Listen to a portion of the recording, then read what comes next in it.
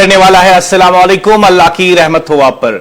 आपकी television screen पे मैं हूं आपका दोस्त मुदस्सिर याकूब। एनए न्यूज वादी कश्मीर की सबसे पहली और वाहिद अपनी टीवी न्यूज चैनल एनए न्यूज वादी कश्मीर की सबसे ज्यादा देखे जाने वाली टीवी न्यूज चैनल। सबसे पहले आपको बता दें हंदवाड़ा के बारे में। हंदवाड़ा के नौगाम इलाके से एक परेशान कुन वाक़ा सामने आया है, जहां एक ही खानदान के 12 अफराद मुबैना तौर पर जहरीला खाना खाने के बाद बेहोश हो गए और इन्हें अस्पताल मुंतकिल करना पड़ा। सरकारी जराये ने एनए न्यूज को बताया कि अहले खाना रात के दौरान अचानक बेहोश हो गए, जिसके बाद इन्हें नजदीकी अस्पताल मुंतकिल करना पड़ा। इब्तिदाई तिब्बी इमदाद फराहम करने के बाद तमाम 12 अफराद को मजीद इलाज के लिए जीएमसी हंदवाड़ा रेफर किया गया है और इस सिलसिले में मजीद तफसीलात में बताया गया है कि तमाम मुतासरा अफराद की हालत अब मुस्तकिम है और इन्हें जरूरी इलाज फराहम किया जा रहा है। इंतजामिया ने वाकई की वजूहात जानने के लिए तहकीकात शुरू कर दी हैं ताकि मालूम हो सके कि मुबैना तौर पर खाने में आलूदगी कहां से आई।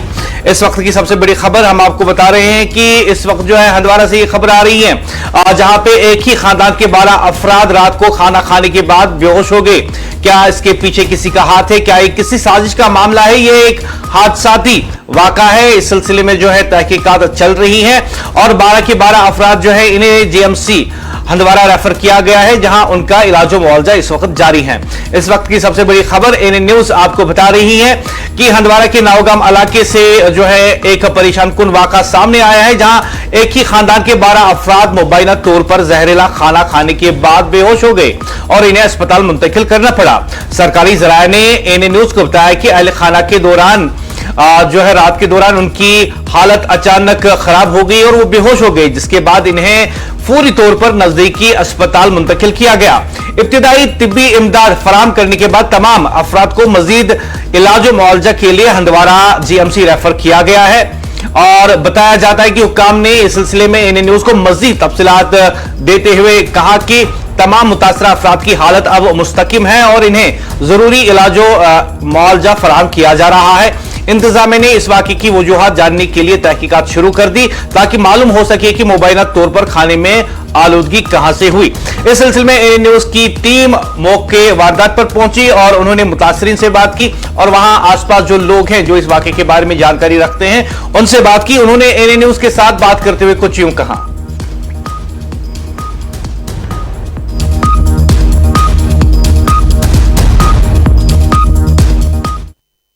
पूरी फैमिली में 11 लोग थे।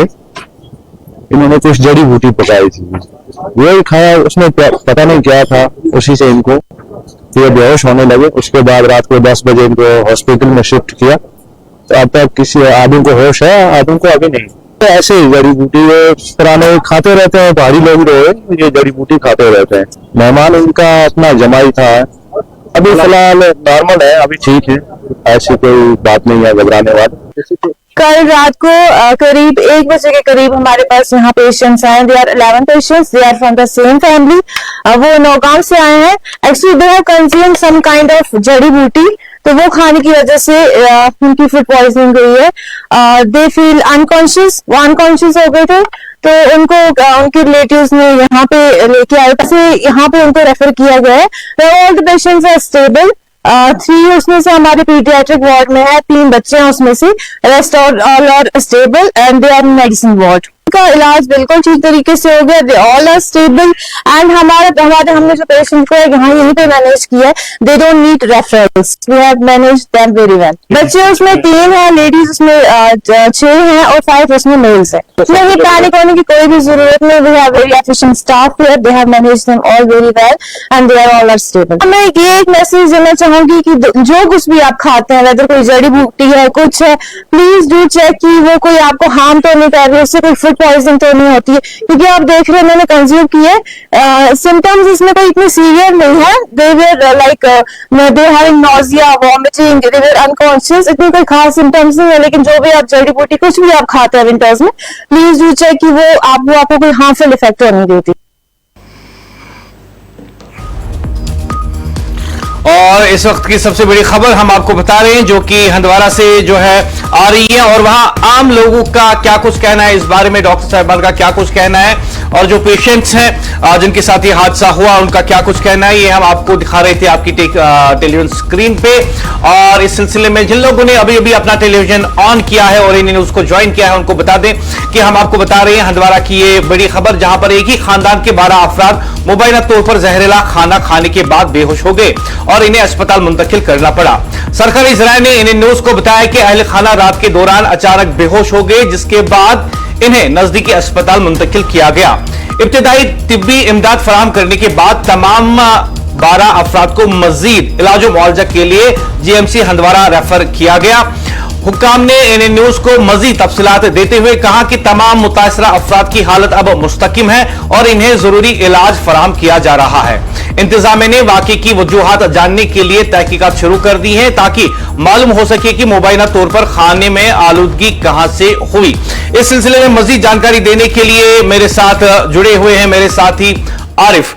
बहुत बहुत इस्तकबाल। और सबसे पहले आपसे जानना चाहेंगे कि जो जीएमसी इंतजामिया है उन्होंने फौरन रेस्पॉन्स जो है दे दिया है और जो वहां पे मकामी लोग हैं या पुलिस जो वहां की मकामी हंदवाड़ा में है, उन्होंने इन बेहोश अफराद को जो है अस्पताल मुंतकिल कर दिया और वक्त पर इन्हें अस्पताल पहुंचा गया, जिसकी वजह से कीमती जानें जो है बच गई। और डॉक्टर साहिबान का भी ये कहना है कि तमाम पेशेंट्स जो हैं उनकी हालत अब मुस्तकिम है।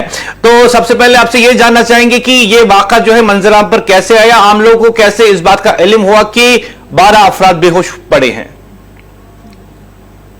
बिल्कुल मुझे अगर बात करेंगे यहाँ पे इस अफसोसनाक वाकये की, तो कल रात का खाना खाने के बाद यहाँ पे इस अफरादी खाना की वजह से अगर इनकी जो अहले खाना है उनकी बात करेंगे तो उनके आस पड़ोस के लोगों के मुताबिक रात का खाना खाने के बाद उन्होंने अचानक जो है कई और असाल की शिकायत उनमें मौसूल हुई और साथ ही साथ कुछ लोग उनमें बेहोश भी हो गए। उसके फौरन बाद हालांकि उनको वहां पे लोकल की सहायता के बाद एनटीपीएचसी में पहुंचाया गया इलाज मुआवजा के लिए, क्योंकि पूरा इलाका जो है पैनिक हो गया था। किस वजह से ये 12 अफराद जो है बेहोश और यहाँ पे कई में मुब्तला हो गए, किस तरह से इन्होंने यहाँ पे क्या चीज खाई है ऐसे जिससे इनको ये रद्द सामने आया। तो उसके बाद फौरी तौर पर टीबी अमला भी हरकत में आ गया और यहाँ पे उनकी सैंपलिंग भी कर दिया। हालांकि कई और असाल की शिकायत मौसूल होने के बाद उनमें जो है फौरी तौर पर इलाज मुआवजा शुरू कर दिया गया। हालांकि अभी अगर सुबह सवेरे की बात करेंगे तो यहाँ पे हेल्थ ऑफिसर्स का यही कहना है कि ये खतरे से बाहर है। हालांकि यही इत्तलाई मालूमात हमें हासिल हो रही है कि यहाँ पे कुछ जड़ी बूटियां इन्होंने खाई है जिसकी वजह से ये फूड पॉइजनिंग का शिकार हो गए हैं। लेकिन पूरी तरह से अगर बात करेंगे यहाँ पे हेल्थ स्टाफ की, हेल्थ अमले की, उनकी दाद देनी होगी क्योंकि पूरी तरह से इलाके अंदरदाज इलाके की अगर बात करेंगे इस मोहम्मद यूसुफ खान नामी अफरादी खाना के जो 12 एहलकार इसमें इस बीमारी में मुब्तला हो गए हैं, उसके बावजूद यहाँ पे पूरे गाँव में जो है यहाँ पे देखने करने के लिए हेल्थ अमला भेज दिया गया और उनकी हेल्थ स्टेटस के हवाले से भी यहाँ पे तिब्बी अमला पूरी तरह से जांच कर रही है कि आखिर क्या वजूहत है वो अभी मालूम नहीं हो सके। लेकिन अफसोसनाक खबर जो है यहाँ पे इंदरदाज इलाका है, नौगाम जो है हंदवाड़ा से ताल्लुक रखता है ये इलाका, तो वहां पे ही ये शिकायत मौसूल हुई है और उनकी इलाज मुआवजा के लिए जो है फौरन बेसिस पे काम किया जा रहा है। तिब्बी अमला जो है पूरी तरह से लगा हुआ है ये जांचने में कि आखिर क्या वजह हुई, कौन सी ऐसी खाने की अशिया खाई है इन्होंने जिससे ये कई और अमसाल के बाद बेहोशी का शिकार हो गए थे। तो ये फूड पॉइजनिंग का ही मामला लगता है जिस तरह से हेल्थ ऑफिसर ने साफ तौर पर हमसे बात करते हुए बताया। लेकिन यहाँ पे पूरे इलाके की देखरेख करने के लिए एक तिब्बी अमले को भी भेज दिया गया है जांच परखने के लिए कि कहीं कोई और यहाँ पे खानदान इसमें मुलव्वस तो नहीं है। यहाँ पे पूरी बारीक बीनी से इसको जांचा जा रहा है और क्या कुछ मामला है ये, किस वजह से ये फूड पॉइजनिंग हुई है उसका भी पता लगाने की कोशिश की जा रही है। तो यहाँ पे अगर बात करेंगे मोहम्मद यूसुफ खान नामी जो है अपराधी खाना उसके कुंबे के वाबस्ता 12 अपराध है, अभी जहरी इलाज है। हालांकि इनका जो इनकी कंडीशन है अभी स्टेबल बताई जा रही है, खतरे से बाहर है। लेकिन यहाँ पे पूरी तरह से यहाँ पे नजर बनाए रखा है तिब्बी अमला की किस तरह से वजूहत हो गई है, आखिर कौन सी अशिया इन्होंने खाई है जिससे फूड पॉइजनिंग हो गई है। जी मुदस्सिर, क्या डॉक्टर्स ने किसी खास जहरीले मादे या फूड पॉइजनिंग की किसी खास वजह की तरफ इशारा किया है और क्या पुलिस ने भी इस खाने के सैंपल जो है वो जब्त कर लिए हैं ताकि तहकीकात जो है वो मुनसिफाना तौर पर हो सके?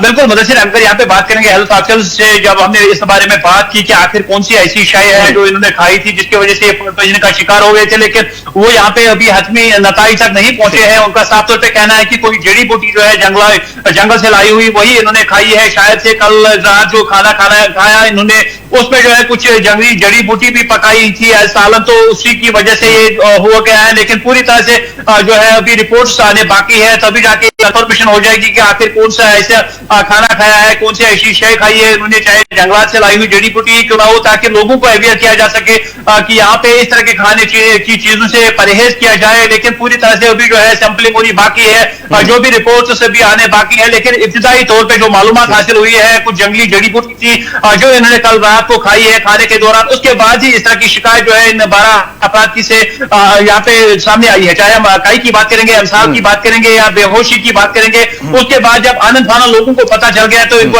पीएचसी में पहुंचाया गया। हालांकि यहाँ पे अब सैंपलिंग सुबह से ही लगातार की जा रही है, लेकिन डॉक्टर्स का यह भी कहना है कि जो भी इनके नमूने हासिल किए गए उनमें कुछ सीवियत नहीं पाया गया। लेकिन अगर यहाँ पे एहतियात ना बरता जाए तो हो सकता है ये जानलेवा भी साबित हो सकता है बाद में। लेकिन अभी अगर बात करेंगे तो तमाम लोग जो है स्टेबल है, और पुलिस ने भी संजीदगी के साथ इसका नोटिस दिया है। यहाँ पे अवेयरनेस के लिए लोगों को भी बताया जा रहा है कि कुछ ऐसी चीजें ना खाए जिससे इस तरह की शिकायतें मौसूल हो जाए, और जिनके बारे में जानकारी हासिल ना हो तो हमेशा एहतियात किया जाए। लेकिन वो भी पूरी तरह से हमला लगा हुआ है कि आखिर कौन सी जड़ी बूटी थी जिसकी वजह से इस तरह का यहाँ पे वाकया पेश आया। तो पूरी तरह से टीबी हमले की जांच देनी पड़ेगी, जो यहाँ पे गाँव में इलाके नामी इलाके में भी जाकर जो है जांच कर रहे हैं, और साथ ही साथ इन बीमारों से जो है सैंपलिंग करने के बाद अब पूरी तरह से खोज में लगे हैं कि आखिर कौन सी ऐसी शय खाई थी उन्होंने जिसकी वजह से तमाम अपराधी खाना के 12 मेंबर्स जो है वो बेहोशी का शिकार हो गए और इस बीमारी में मुब्तला हो गए। जी मुदस्सिर जी, क्या इस इलाके में ऐसे वाक़ात पहले भी सामने आए हैं या ये एक अलग और गैर मामूली वाक़या है? बिल्कुल मुदस्सिर, अगर बात करेंगे इस इलाके की, हंदवाड़ा में अगर दूसरे इलाकों की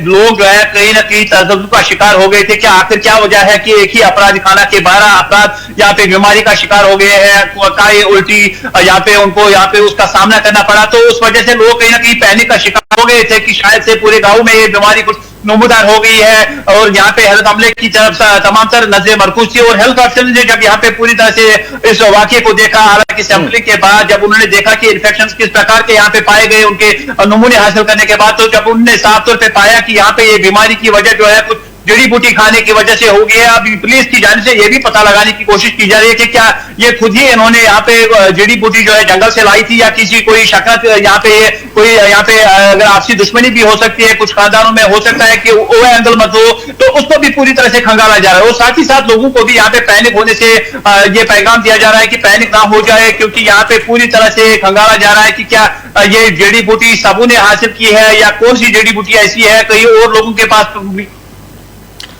जी।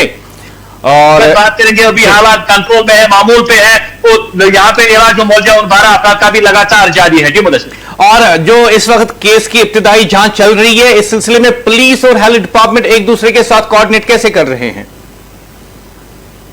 बिल्कुल, यहाँ पे अगर बात करेंगे जो पुलिस अफसर यहाँ पे आए थे, हालांकि अस्पताल में भी देखने के लिए आ गए थे, पता लगाने के लिए कि आखिर क्या वजह है, इनकी मालूमात हासिल करने के लिए आ गए थे। सैंपलिंग से क्या पता चला है, कुछ ऐसा तो नहीं है कि कोई और एंगल मत है इसमें या किसी की शकनत की वजह से ऐसा कारनामा मत अंजाम दिया गया है। तो अभी जो है पूरी तरह से जो यहाँ पे रिपोर्ट सब यहाँ पे हासिल किए गए हैं इन बीमारों से, इन अपराधी खाना से जो सैंपलिंग कलेक्ट कर दी गई है, तो अभी इनिशियल स्टेज में ये बताया जा रहा है कि जंगली जड़ी बूटी खाने की वजह से। अब यहाँ पे पुलिस ये भी पता लगाने में कोशिश करती है कि क्या ये जड़ी बूटी अपराधी खाना की वजह से खुद ही यहाँ पे जंगल से लाई गई थी या किसी की वजह से इनके खाने में मिलावट कुछ हुई थी। तो उसका पूरी तरह से यहाँ पे खंगाला जा रहा है और ताकि यहाँ पे तमाम लोगों को भी तहफ़्फ़ुज़ फराहम किया जाए। तो यहाँ पे अगर कुल मिलाकर बात करें कि जो लोग पैनिक हो गए थे उनसे साफ तौर पर हेल्थ ऑफिसर्स और पुलिस की जानिब से सहयोग बरतने के लिए यहाँ पे गुजारिश की जा रही है और साथ ही साथ यहाँ पे ये बताया जा रहा है कि एहतियात बरतने की जरूरत है। इस तरह की खाने की चीजें ना खाए जिससे अपने सेहत पे जो है कुछ मनफी असरात पड़ सकते हैं। खुद को नुकसान से बचाने के लिए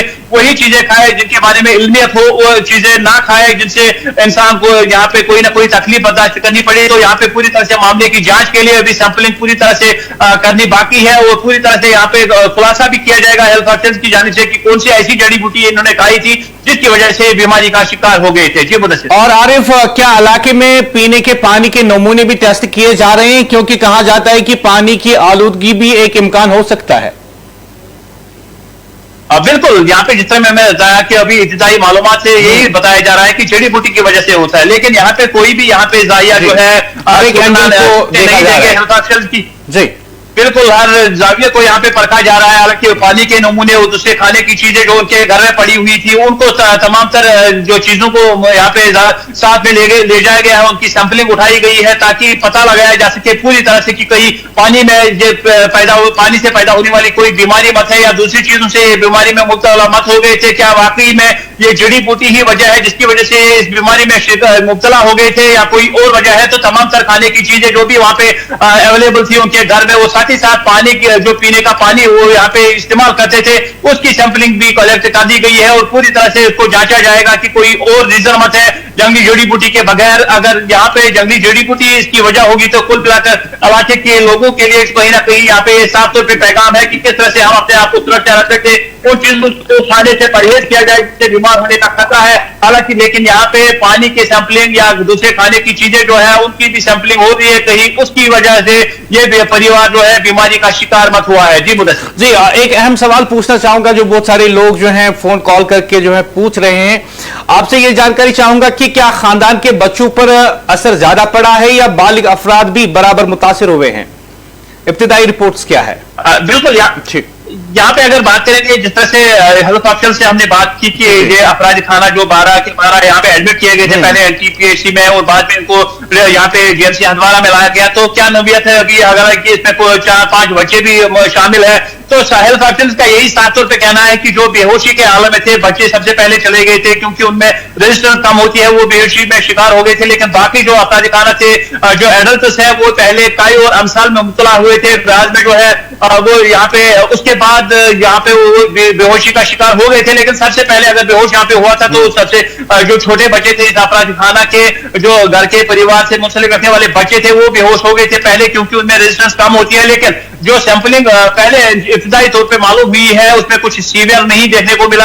हालांकि उनकी जो कंडीशन है अभी स्टेबल है। तमाम तरह अफराद खाना जो है खतरे से बाहर है और वो जो तिब्बी हमले की देख रेख में अभी भी है और पूरी तरह से पता लगाने की कोशिश की जा रही है। जी मुदस्सिर जी, बहुत बहुत शुक्रिया आरिफ इस अहम तरीन जानकारी के लिए। आप पूरे मामले पे नजर बनाए रखें और जैसी अपडेट्स आते हैं तो आप हमें आगाह करें ताकि हम अपने लाखों लोगों तक जो है ये न्यूज का अपडेट पहुंचाए।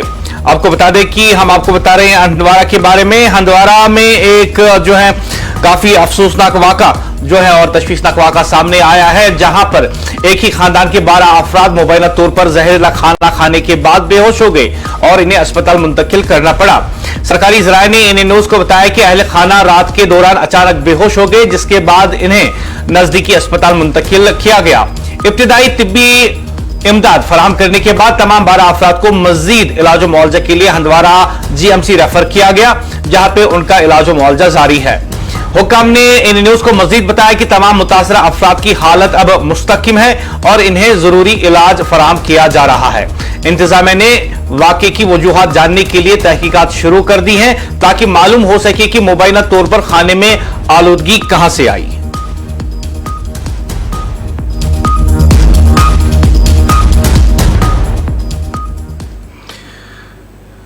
और प्रोग्राम की इस मोड पे बात करते हैं कि अब जब आप बात करते हैं तो घर घर यही चर्चा हो रही है कि क्या 20% सरचार्ज पावर पर लगाया जाएगा नहीं। और सबसे अहम बात जो है कंफ्यूजन कहीं ना कहीं लोगों में क्रिएट करने की कोशिश की जा रही है।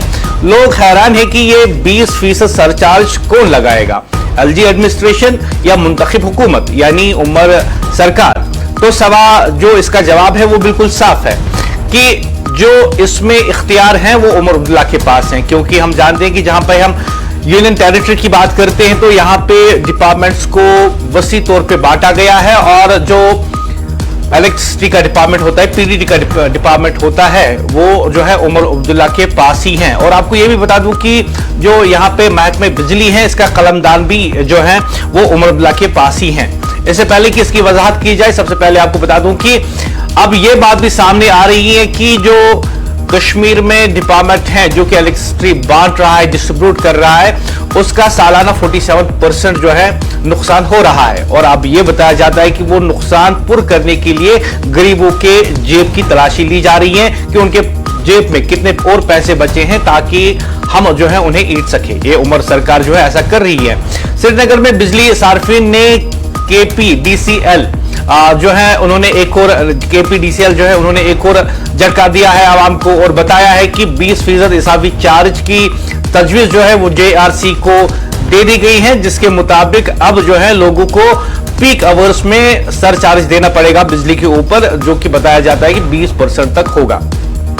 लेकिन अहम सवाल यह है कि ये क्या जो कॉरपोरेशन है ये किसके तहत आता है, जबकि ये मुंतखब हुकूमत के मातहत ही आता है और इसका चार्ज उमर अब्दुल्ला के पास ही है। जी हां, हम आपको बता रहे हैं ये मालूमात की वादी के बिजली सार्फिन को एक नए माली दबाव का सामना हो सकता है, क्योंकि कश्मीर पावर डिपार्टमेंट कॉरपोरेशन ने पीक आवर्स में 20% इजाफी चार्जेस आयद करने की तजवीज मुश्तरका बिजली रेगुलेशन कमीशन के सामने रखती है। यह इजाफा सुबह 6 बजे से लेकर 9 बजे तक और शाम को 5 से 10 बजे तक के इस्तेमाल पर लागू होगा और घरेलू, तिजारती, सरकारी और स्ट्रीट लाइट्स और पानी की स्कीमों समेत तमाम सार्फिन को मुतासिर करेगा। यह तजवीज ऐसे वक्त में सामने आई है कि मजमूई तौर पर जो है जब नुकसानात जो है बताए जाते हैं कॉरपोरेशन के 47 के तक पहुंच चुकी हैं, जो मुल्क में सबसे ज्यादा शुमार किए जाते हैं। सार्फिन हैरान है कि जब कंपनी के नुकसान इस हद तक बेकाबू है तो बोझ अवाम पर क्यों डाला जा रहा है। अहम नुक्कात यह है कि मुंतखब हुकूमत जो है KPDCL उन्हीं के माथत आता है और इस वक्त इसका चार्ज जो है वो उमर अब्दुल्ला के पास है, यानी जो कि वजीर आला है इस वक्त जम्मू कश्मीर के।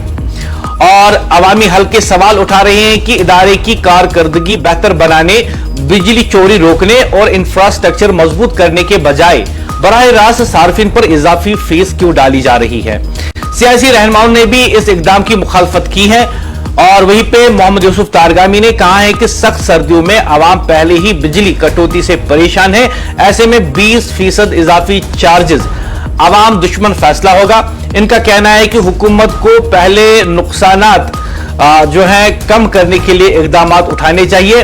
अब मामला JERC के पास है जो कि KPDCL अवामी एतराजात और जो है वजाहत के बाद हतमी फैसला करेगा। लेकिन सबसे अहम सवाल यही है कि उमर अब्दुल्ला ने जब सरकार बनाई थी और सरकार बनाने के लिए उसने लोगों से जो वोट मांगे थे, उसने वादे क्या किए थे। उसने लोगों से कहा था कि मैं आपको रिलीफ दूंगा, बिजली के बिल कम आएंगे, आपको 200 यूनिट्स फ्री मिलेंगे और साथ ही में ढेर सारे जो उनके वादे थे, इलेक्शन मैनिफेस्टो था, वो उन्होंने लोगों के साथ किए थे। उसमें सबसे अहम बात यही थी कि बेरोजगारी भी कम होगी, बिजली की बचत होगी, बिजली बिल जो है कम आएंगे। लेकिन उमर अब्दुल्ला हुकूमत की दोहरी पॉलिसी सामने आ रही है। अवामी रिलीफ के दावे और बिजली सार्फिन की KPDCL जो है उन्होंने ये तजवीज दी है कि 20% इजाफी चार्जेस की तजवीज जो है वो सामने आई है और यहां पे ही लगता है कि बिजली सार्फिन को परेशान किया जा रहा है।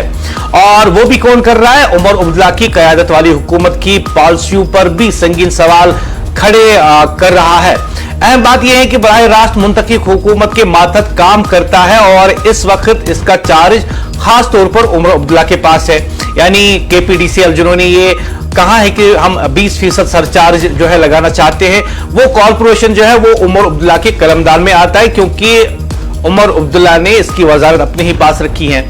ऐसे में अवामी हल्के बजा तौर पर पूछ रहे हैं कि जब बिजली चोरी, लाइसेंस और खराब इंफ्रास्ट्रक्चर जैसे बुनियादी मसाइल अपनी जगह मौजूद हैं, तो हुकूमत इनका हल निकालने के बजाय सीधा सीधा आवाम की जेब पर हाथ क्यों डाल रही है। यह तर्ज अमल एक वाज़ा दोहरी पॉलिसी को जाहिर करता है। एक तरफ हुकूमत अवामी फलाह और सस्ती बिजली, शफाफ सिस्टम और इस्तिलाहात के बड़े बड़े दावे करती हैं, जबकि दूसरी तरफ इन्हें अवाम पर इजाफी माली बोझ डालकर इन्हें मजीद मुश्किलात की तरफ धकेल रही हैं। अगर 47% कहा जाता है कि जो कॉर्पोरेशन के लॉसेस हैं, नुकसानात हैं, तो यह किसी भी हुकूमत के लिए लम्हा फिक्रिया होना चाहिए। लेकिन मौजूदा इंतजामिया ने इस बहरान को इंतजामी नाकामी के बजाय आवाम को सजा देने का जवाब बना लिया है। सवाल यह भी है कि जब इदारे का निजाम बेहतर बनाने, बिजली चोरी रोकने, मीटरिंग मुकम्मल करने और ट्रांसमिशन लाइनों को मजबूत करने के फैसले हुकूमत के इख्तियार में थे, तो पिछले कई माह में क्या अमली इकदाम किए गए? हकीकत यह है कि आवाम के सामने सिर्फ इजाफी बिल भेजना सबसे आसान रास्ता उमर अब्दुल्ला के लिए है, मगर यही रास्ता सबसे गैर मुनसिफाना भी है। आवाम की नाराजगी की एक बड़ी वजह यह है कि हुकूमत बजाहिर बिजली बहरान पर सख्त बयानात देती है, मगर पस पर्दा ऐसी पॉलिसियां अपनाती है जो आवाम और आम सारिफ के लिए मुश्किलात बढ़ाती हैं। यह वही दोहरा मियार है जिस पर आज सख्त तनकीद हो रही है।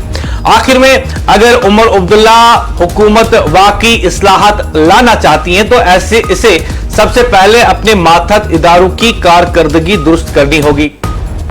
असल आजमाइश यही है कि बोझ आवाम पर डालना बंद करके खुद जिम्मेदारी कबूल की जाए और सिस्टम को अंदर से ठीक किया जाए, लेकिन ऐसा नहीं हो रहा है। और वहीं पे जब आज हम बिजली के बिल पर नहीं बल्कि हुकूमत के इरादों पर भी बात करेंगे। कभी कभी लगता है कि यहां हर चीज का बोझ सिर्फ आवाम को ही उठाना होता है। हुकूमतें बदलती हैं, वादे बदलते हैं, लेकिन आवाम के हालात नहीं बदलते। अब देखिए, कश्मीर ने जो है KPDCL जो कि उमर अब्दुल्ला के कलमदान के तहत आता है, उन्होंने 20% इजाफी चार्जेस लगाने की दरखास्त दी है। सुबह के वो 3 घंटे और शाम के वो 5 घंटे, जब लोग घर लौटते हैं, जब चूल्हा जलता है, जब बच्चे पढ़ने बैठते हैं, इन्हीं घड़ियों में बिजली को महंगा करने की कोशिश की जा रही है। यहां सबसे अहम बात कोई आजाद KPDCL की नहीं कर रहा है, बल्कि हम इस बात की बात कर रहे हैं कि ये इदारा, ये कॉर्पोरेशन जो है मुंतखब हुकूमत के मातहत काम करता है। इस वक्त इसका चार्ज उमर अब्दुल्ला के पास है। यानी अगर ये तजवीज आवाम के खिलाफ जारी है तो ये फैसला एक बाबू नहीं कर सकता। हुकूमत के मातहत इदारे ने यह फैसला लिया है। अब जरा आपको भी इस पे गौर करना होगा। आप में से बहुत से लोग जो है पूछ रहे हैं कि KPDCL जो है उसके नुकसानात 47% बताए जाते हैं, तो क्या इसका इलाज सिर्फ आवाम की जेबें हैं?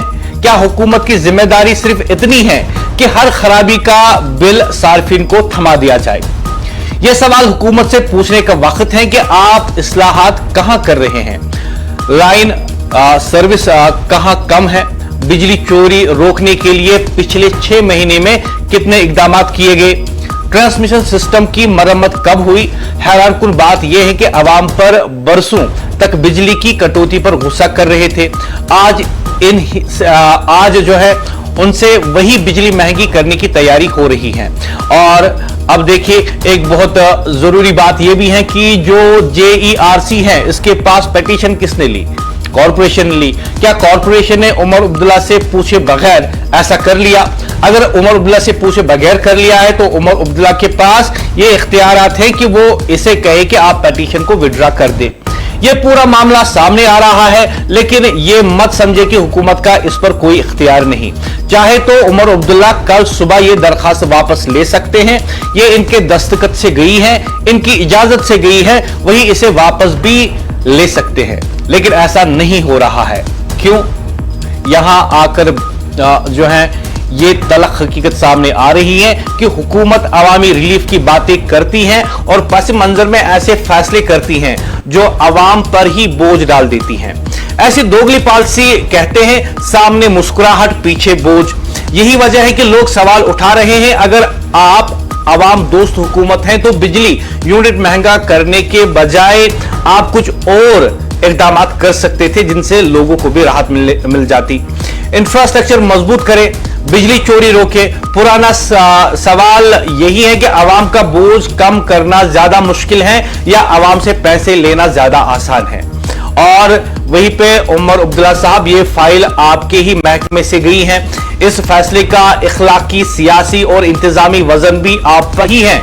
अगर आप वाकई आवाम के साथ खड़े हैं तो आपको इस दरखास्त को वापस लेना ही होगा।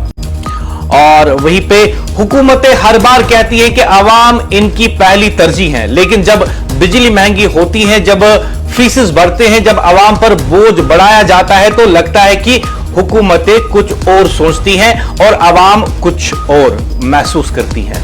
फैसला अब आपको ही देखना है, क्या यह वाकई अवामी हुकूमत है या फिर सिर्फ एक और हुकूमत जो मुश्किल फैसलों का बोझ अवाम पर डालकर खुद के लिए आसानी पैदा करना चाहती हैं। यानी कुल मिलाकर बात यह है कि फैसला जो है वो उमर हुकूमत को ही करना होगा। फैसला हुकूमत का नहीं, अवाम का भी है। हुकूमत चाहे तो ये बोझ अभी हटा सकती है, न चाहे तो जान लें ये अंधेरा सिर्फ घरों में नहीं नियतों में भी है। यानी उमर अब्दुल्ला की जो पॉलिसी है और जिस पॉलिसी के तहत वो सामने आए थे, उसके कहने और करने में जो फर्क है वो साफ नजर आ रहा है। उमर अब्दुल्ला साहब, फाइल आपके महकमे से गई, इख्तियार आपके पास है। अगर वाकई अवाम के साथ हैं तो ये तजवीज वापस ले लीजिए, वरना अवाम समझ जाएगी कि रोशनी के नाम पर अंधेरा कौन बांट रहा है। बिजली महंगी हो या सस्ती, असल बात यह है कि फैसले ईमानदार होने चाहिए और यहां फैसला अवाम के खिलाफ किया गया है। अब इंतजार है, क्या हुकूमत अपनी गलती मानती है या फिर आवाम को ही कसूरवार ठहराती है। और इस सिलसिले में आज के प्रोग्राम में मजीद बात करने के लिए मेरे साथ जुड़े हुए हैं रफी, मेरे साथी। आपको बता दूं कि जो ये फैसले सामने आ रहे हैं इसकी वजाहत जो है हुकूमत को देनी होगी, क्योंकि जिस तरीके से अभी हम देख रहे हैं कि किस किस तरीके से जो है लोगों के जेबों पर डाका डाला जा रहा है और किस तरीके से जो है लोग परेशान हैं। लेकिन मैं आपको बावसूख तरीके से कह सकता हूं कि कॉरपोरेशन जिन्होंने ये तजवीज जो है JERC भेजने के लिए तैयार है, वो कलमदान जो है वो उमर अब्दुल्ला के पास है। उमर अब्दुल्ला ने इस पे चुप्पी साधी हुई है, लेकिन पिछले दिनों हमने देखा था कि नेशनल कॉन्फ्रेंस के एक MLA तनवीर सादिक ने जो है एक ट्वीट किया और कहा था कि हम इस पिटीशन की मुखालफत करेंगे। लेकिन सबसे बड़ा सवाल यही है कि तनवीर सादिक किसकी मुखालफत कर रहे हैं? क्या उन्हें खुद नहीं पता कि इसका कलमदान जो है वो वजीर आला उमर अब्दुल्ला के पास है? और अगर वो इतने ही बासलाहियत खुद को समझते हैं कि वो इसका अपोज करेंगे और वो समझते हैं कि हुकूमत भी उनके साथ खड़ी रहेगी, तो उन्हें पहले बंद कमरे में उमर अब्दुल्ला को समझाना चाहिए, या आप यूं फिर कहिए कि बात करनी चाहिए कि कलमदान आपके पास है, फाइल आपके कॉर्पोरेशन से गई है, आप चाहे तो 1 सेकंड में इस पिटीशन को आप विड्रॉ कर सकते हैं। लेकिन ऐसा नहीं हो रहा है, बल्कि ट्वीट पर बयानबाजी हो रही है, जबकि लोग सड़कों पर आने के लिए तैयार है। अब सबसे बड़ा सवाल यह है कि क्या उमर अब्दुल्ला इस फैसले को खुद जो है वापस लेंगे और आवाम के सामने एतराफ करेंगे कि वो गरीब के जेब पर मजीद डाका डालने की कोशिश कर रहे थे, लेकिन अब वो आवाम से माफी मांगेंगे, या फिर वो लोगों से कहेंगे कि कॉर्पोरेशन भी मेरे इख्तियार में नहीं है? क्योंकि पिछली दफा हमने देखा था कि जब उमर अब्दुल्ला से कहा गया था कि यहां श्रीनगर और जम्मू का नेशनल हाईवे बंद है, तो तकरीबन 20 दिन के बाद उन्होंने कहा था कि ये मेरे हादी इख्तियार में नहीं। अब उमर अब्दुल्ला अब की बार बात कब करेंगे, इसका इंतजार उनके वोटर्स को भी रहेगा और जम्मू कश्मीर के अवाम को भी रहेगा। लेकिन सबसे अहम सवाल यही है, क्या उमर सरकार लोगों को कहेगी कि यह कलमदान मेरे पास है, पिटीशन मेरी वजह से गई है, मेरी रजामंदी से गई है और मैं इसको वापस लेता हूं, या फिर यूं कहे कि ये कॉर्पोरेशन ने उनसे रजामंदी नहीं ली थी, लेकिन उनका इख्तियार कॉर्पोरेशन के ऊपर है, इसलिए उन्होंने कॉर्पोरेशन को हिदायत जारी कर दी है कि वो इस पिटीशन को वापस ले, बजाय इसके कि उनका एक एमएलए ट्वीट करके लोगों को बता दे कि हुकूमत इस तजवीज की मुखालफत करेगी। सबसे अहम सवाल यही है कि अगर हुकूमत ही पिटीशन भेज रही है और बाद में हुकूमत बता दे कि हम इस पिटीशन की मुखालफत करेंगे, तो बताइए आप भरोसा किस पे करेंगे? अमीर का इस तजवीज के साथ शायद थोड़ा सा दिक्कत हो सकती है, लेकिन गरीब वो तो अंदर ही अंदर सहमा हुआ है, वो गरीब जो हमेशा खामोश रहता है और सहता बहुत है। लेकिन अब की बार ये गरीब खामोश नहीं रहेगा, बल्कि इसकी आवाज उमर अब्दुल्ला के कानों तक पहुंचाने के लिए एएनएन न्यूज उसकी आवाज बनकर हमेशा बात करती रहेगी।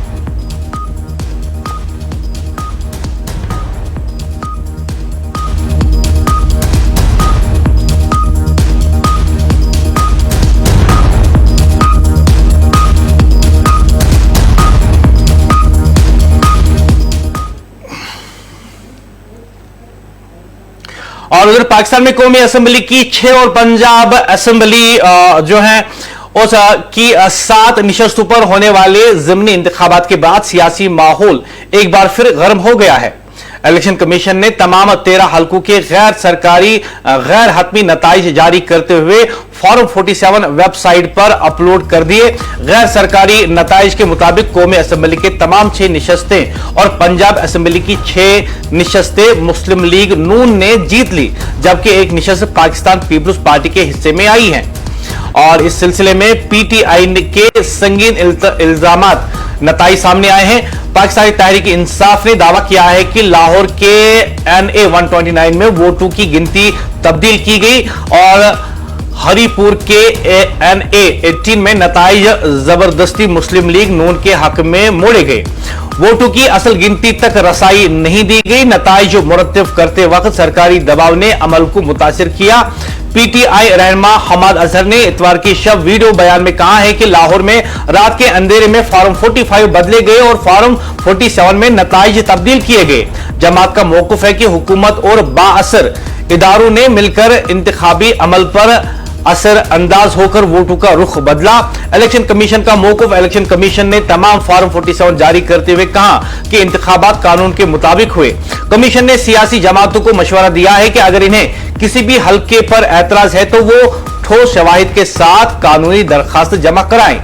और वहीं पे सियासी माहौल में कशीदगी ज़िमनी इंतखाबात के नताइज ने सियासी तनाव में इजाफा कर दिया है। पीटीआई ने इल्जाम लगाया है कि ये इंतखाबात अमल मुनज़्ज़म इंजीनियरिंग का नतीजा है, जबकि मुस्लिम लीग नून ने कहा है कि जमात को अवाम ने वोट दिया और मुखालफिन बेबुनियाद इल्जामात लगा रहे हैं। तज्ज़ियाकारों के मुताबिक ये तनाज़ा पाकिस्तान की सियासी फिजा में मजीद गैर यकीनी पैदा कर सकता है और इंतखाबी अमल पर एतमाद के सवालात को फिर से जिंदा कर रहा है।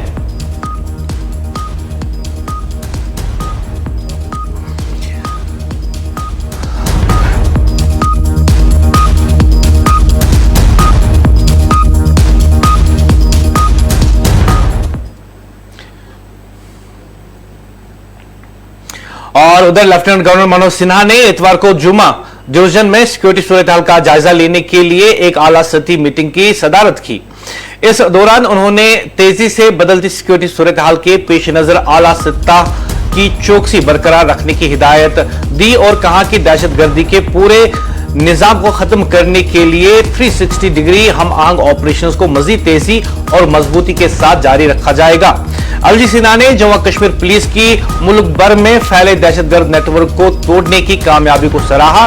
उन्होंने हिदायत दी कि दहशतगर्दों के खिलाफ खुफिया मालूमात पर मबनी कार्रवाइयों में मजीद शिद्दत लाई जाए और साथ ही इन डिजिटल प्लेटफॉर्म्स पर भी खुसूसी नजर रखी जाए जिन्हें दहशतगर्द तंजीमें शिद्दत पसंदी और फंडिंग के लिए इस्तेमाल करती हैं।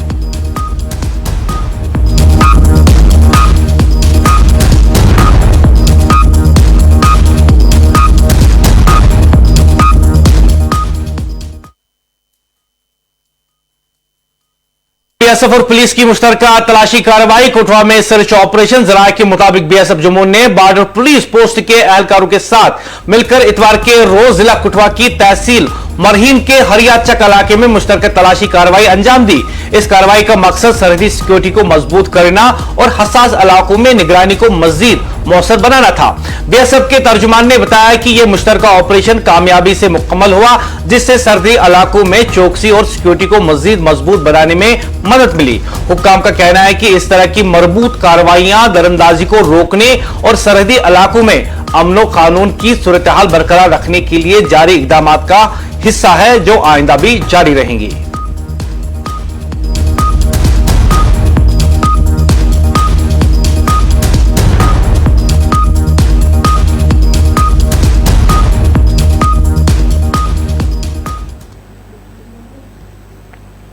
वज़ीर-ए-आज़म मोदी जनूबी अफ्रीका के 3 रोजा दौरे के बाद वतन वापस लौटे और जोहान्सबर्ग इजलास को खुशहाल पायदार दुनिया के लिए अहम करार दिया।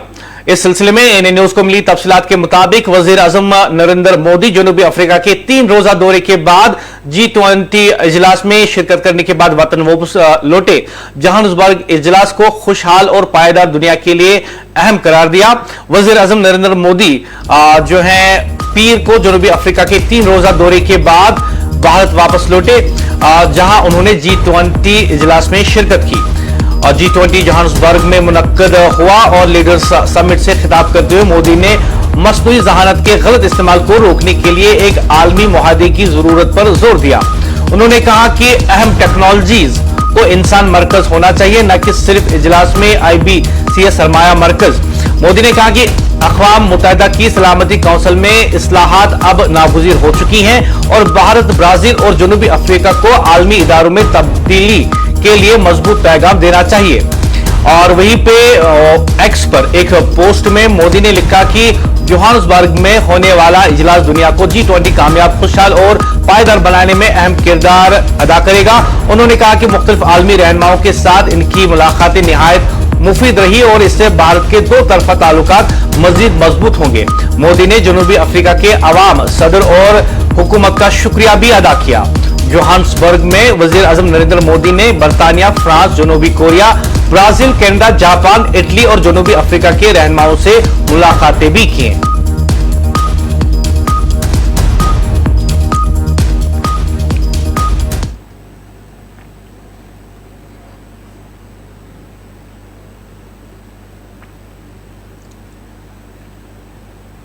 एएनए न्यूज वादी कश्मीर की पहली और वाहिद अपनी TV news channel ANA news वादी कश्मीर की सबसे ज्यादा देखी जाने वाली टीवी न्यूज चैनल। दुआएं आपके हक में पहले ही की हैं, आपकी बार ये दुआ कि वो दुआएं कबूल हो, शायद कि उतर जाए तेरे दिल में मेरी बात। एएनए न्यूज पर खबरों का सिलसिला जारी रहेगा। मैं मुदस्सिर याकूब, खुदा हाफिज।